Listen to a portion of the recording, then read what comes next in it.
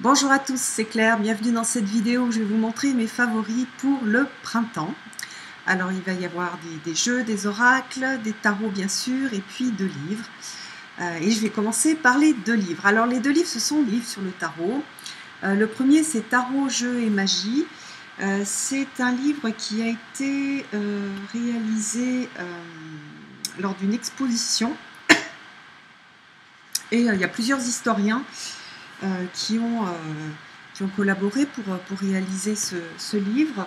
Alors à l'intérieur, on a plein de choses sur l'histoire du tarot. Je vous montre quelques pages. C'est passionnant. J'ai déjà passé un petit peu de temps à le lire et j'ai envie de me replonger dedans. Je vous montre un petit peu. Donc il y a des reproductions en couleur.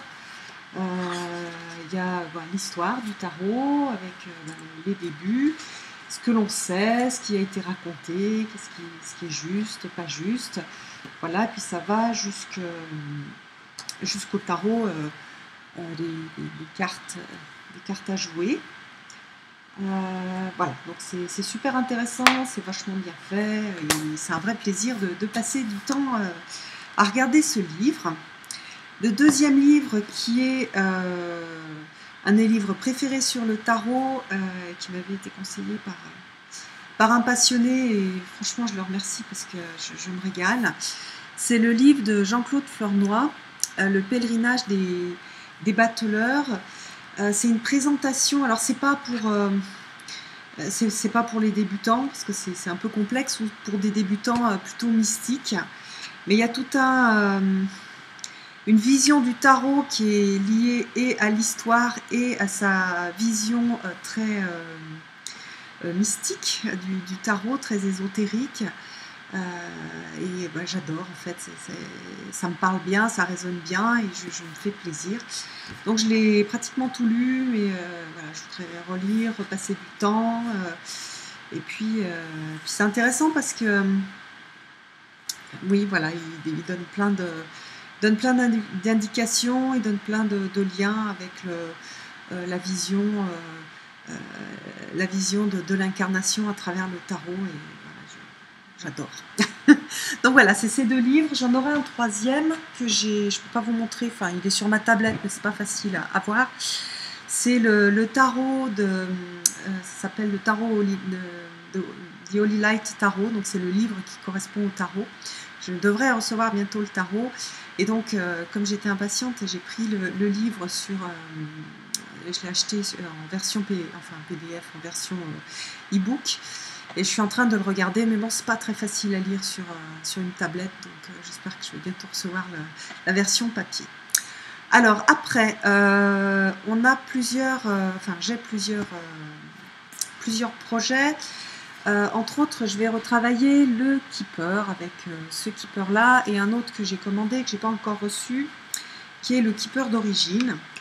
Le keeper, c'est intéressant parce que ce sont des cartes qui fonctionnent un petit peu sur le même principe. Bon, là, normalement il y a 36 cartes, mais celui de Ciro Marchetti de le fin de siècle, il a rajouté 3 cartes que je trouve pas forcément très pertinentes. Bon, je verrai à l'usage, je changerai peut-être d'avis après, mais bon, voilà. Donc on a un certain nombre de choses, voilà, un certain nombre de cartes qui fonctionnent un petit peu comme le normand, c'est-à-dire qu'on n'a pas, c'est pas comme des cartes de tarot, c'est des cartes qui portent en fait des concepts, et qu'on va associer, on va faire des tableaux, des grands tableaux. J'aime beaucoup le keeper parce que il a comme particularité d'avoir énormément de personnes. Donc il y a 9 personnages dans le keeper. Il parle beaucoup donc des relations. Il est beaucoup plus intime que le normand. Et dans la façon que j'ai de l'appréhender, de le regarder, je me sers beaucoup plus des directions. Donc c'est super intéressant de voir.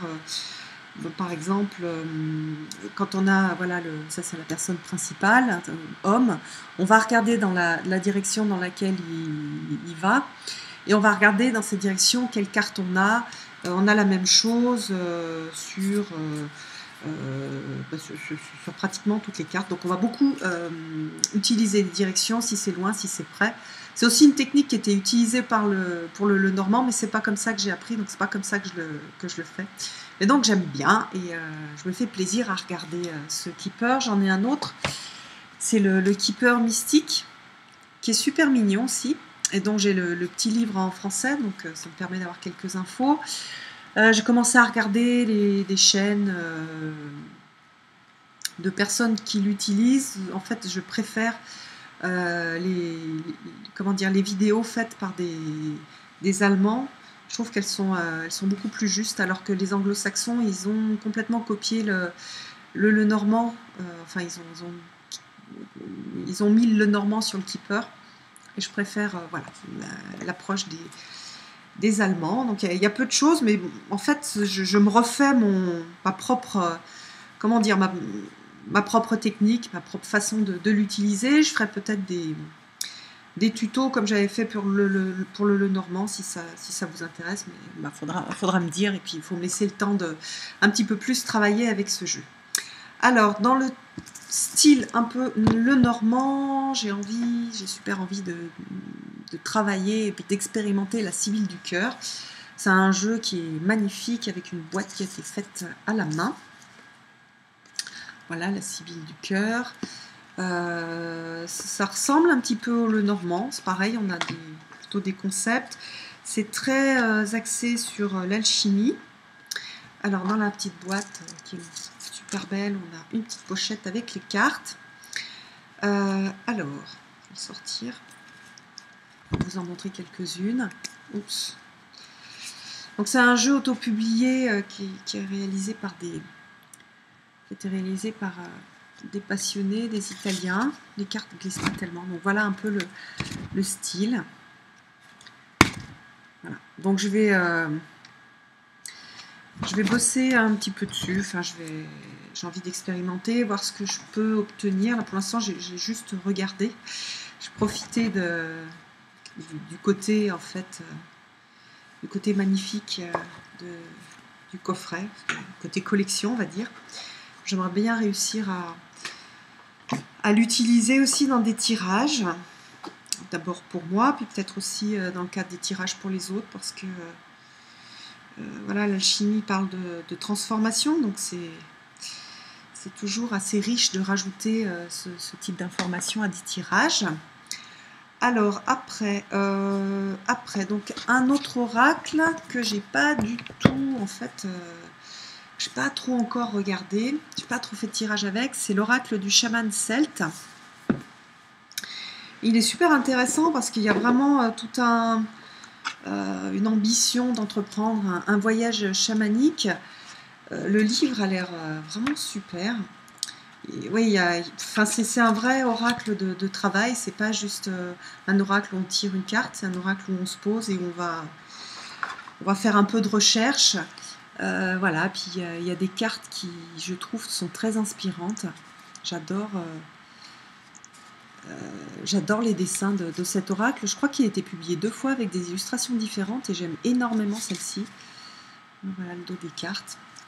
Donc voilà, ça fait partie de mes projets d'aller me replonger un peu dans ce chamanisme celte qui est proposé par cet oracle. Je vais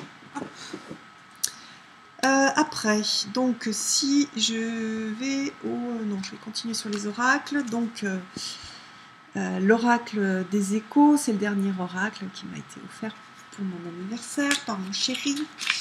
Donc j'ai vachement envie de continuer à l'utiliser. Il est très visuel, il est intuitif aussi, il fait beaucoup travailler au niveau psychologique.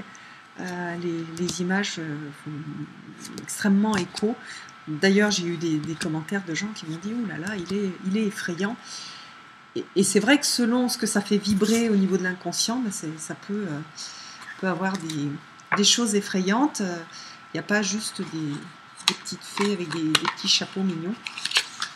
Il y a d'autres choses. Donc Donc voilà, c'est...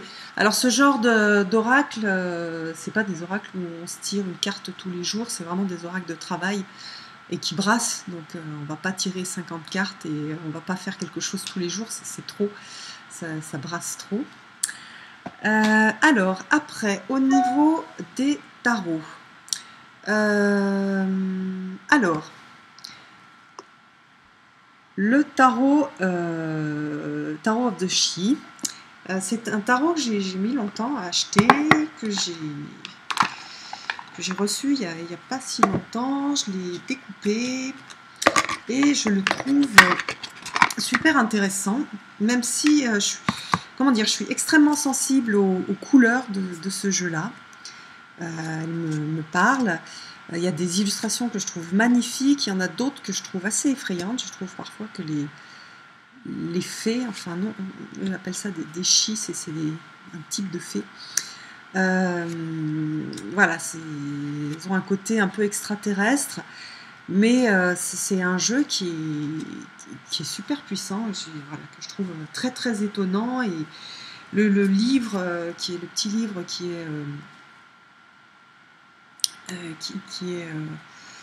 est fourni avec, est vraiment génial. Il y a des choses très intéressantes.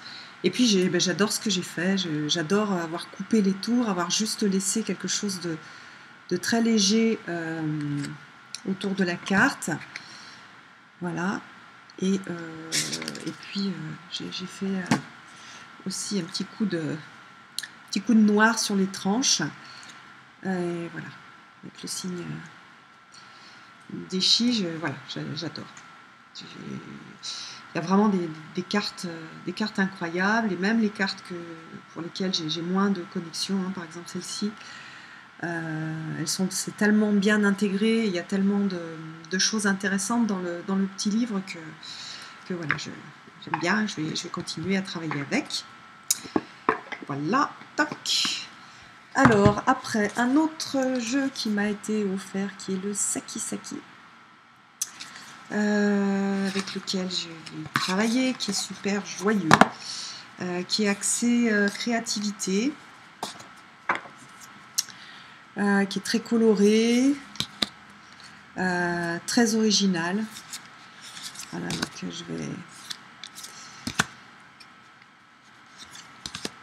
je vais l'expérimenter. Je pense que je ferai des tirages pour moi, mais aussi je l'utiliserai dans le cadre de tirages pour les autres. Hop là. Petit Saki Saki. Il est trop mignon. Il arrive avec une boîte aussi qu'on doit concevoir soi-même. Alors, je vais mettre sa petite boîte. Donc, c'est un jeu auto-publié, celui-ci, qui vient d'Israël. Hop là. Voilà. Le Saki Saki. Ensuite, j'ai ressorti un tarot qui est un préféré. Alors, le tarot des Lumières Enchantées de Lo Scarabeo, que vous voyez, j'ai coupé. Je viens de refaire les bords en bronze. Je l'utilise 100% en intuitif et voilà, je l'adore. Je le trouve touchant, parlant, délicat, tendre. Voilà. J'aime beaucoup et je le ressors régulièrement pour faire des tirages et pour faire d'ailleurs des tirages sur les énergies de la semaine. Hop là. Alors ensuite je vais refaire un petit travail avec les cartes sur l'enfant intérieur, et pour ça je vais utiliser le jeu que je me suis confectionné avec Story World. Donc voilà, ça c'est les cartes de petite fille et petit garçon, avec le choix entre deux filles et petits garçons. Et puis après, donc on a tout un tas de choses qui entourent en fait l'enfant intérieur. Et donc je vais refaire pour moi un travail sur l'enfant intérieur. Sinon, de toute façon, c'est un jeu que j'utilise très très souvent pour les tirages pour les autres. Franchement, il marche très très bien. Et puis, il me permet de très bien me connecter avec l'enfant intérieur des personnes auxquelles je tire les cartes. Donc, je suis super contente. J'ai une très grande connexion avec ce jeu. Certainement aussi parce que je l'ai créé. Donc, j'ai passé beaucoup de temps à choisir les cartes, à me laisser inspirer sur ce qu'elles vont représenter au niveau des blessures de l'enfant intérieur, au niveau des choses qu'il emporte avec lui et qu'il emporte dans nos formes d'adultes. Ensuite, le 78 Tarot Carnival, donc c'était un tarot pour lequel j'avais fait un crowdfunding. Donc il est original parce que il a été réalisé donc, par plein d'artistes différents. Donc j'ai mis du temps à me connecter avec parce que j'ai mis du temps à le recevoir et donc après j'étais un peu déçue de ne pas le recevoir tout de suite, donc ça, du coup j'ai mis du temps à me connecter, mais j'adore. Tania Bond, il y a plein d'artistes connus qui ont participé. Alors on a des styles différents. La seule chose qui est qui est commune, c'est l'environnement de carnaval et de cirque. Là, on a un mélange de carnaval et de cirque. Voilà. Donc il a des cartes qui sont très intéressantes et puis le livre est très bien fait, je trouve. Et il permet de donner une explication aux cartes. Alors que parfois, j'ai été un peu dubitative sur la carte en me disant mais qu'est-ce que ça veut dire? Et en fait, il est très bien fait pour ça. Voilà, après, dernier tarot, on va dire, classique. Après, je vous montrerai quand même le tarot de Marseille. C'est le tarot du Royaume caché. Que j'adore. Je ne suis pas du tout la seule à l'adorer. C'est un très beau tarot. Qui est particulier parce qu'on a seulement des animaux et des visages. Voilà, c'est un tarot qui est très axé sur la personne. Voilà, il a des tons plutôt d'automne, mais il peut aussi, voilà, il parle aussi du printemps, hein, selon les suites. Par exemple, suite voilà, de bâton, on va avoir des choses plus printanières. C'est un très beau tarot, c'est vraiment c'est un beau tarot de collection et c'est un tarot aussi qui est très intéressant pour les tirages. Bon, bien sûr, j'aurais aimé des cartes qui glissent mieux, qui soient de meilleure qualité. Quand on a un beau tarot comme ça, on voudrait avoir des super cartes, mais bon, il est vraiment bien, c'est vraiment une très très belle réussite. Et puis voilà, il y a un chouette bouquin avec, et le coffret est très abordable, donc on peut pas tout avoir. Donc ensuite, qu'est-ce que je voulais vous montrer? Ah oui, mes tarots de Marseille, parce que je continue à travailler sur les tarots de Marseille. Alors, bon, je vais pas vous remontrer le Vieilleville, parce que c'est mon chouchou de toujours. Enfin si, je vais vous le remontrer. Voilà, c'est un des plus vieux... comment dire, une des plus vieilles traces de tarot qui nous reste. Je l'adore, je l'aime énormément. Il a beaucoup de charme. Il n'a pas exactement la même imagerie pour toutes les cartes que les tarots, on va dire, qu'on a l'habitude de voir. Voilà, on a un pendu qui lévite. On a la carte de la tour, en fait, de la foudre, qui est différente, hein, on n'a pas de tour. Voilà, qu'est-ce que... Je vous l'ai déjà montré plein de fois, mais j'ai beaucoup de tendresse pour ce tarot, et j'aime bien... je sais pas, je l'aime bien. Il y a un côté vraiment lié au feeling et pas forcément pas forcément mental. C'est celui que je préfère, bien que j'en ai d'autres qui soient très beaux. Et entre autres, le tarot Madénier, qui est présenté dans une petite feuille magnifique. Voilà, et puis après, donc, une très belle boîte. Hein, il est vraiment présenté sous forme de tarot de collection. Il y a un travail magnifique qui a été fait par l'auteur. Et puis voilà, on a des petites cartes aussi très touchantes. Et je commence à faire des choses avec. Je ferai peut-être le March of Pipes en français. Voilà, j'adore en fait. Dans celui-là, c'est les mineurs que je préfère. Je les trouve très très belles. En plus, les cartes ont été très légèrement... c'est un facsimilé avec un petit nettoyage au niveau des bavures, entre guillemets, qui a été réalisé. Et j'aime beaucoup en fait ce qui a été fait. Voilà. Donc, voilà un petit peu mon programme pour le printemps. J'espère que je pourrai partager encore plein de choses avec vous. Et puis, je vous donne rendez-vous pour une prochaine vidéo.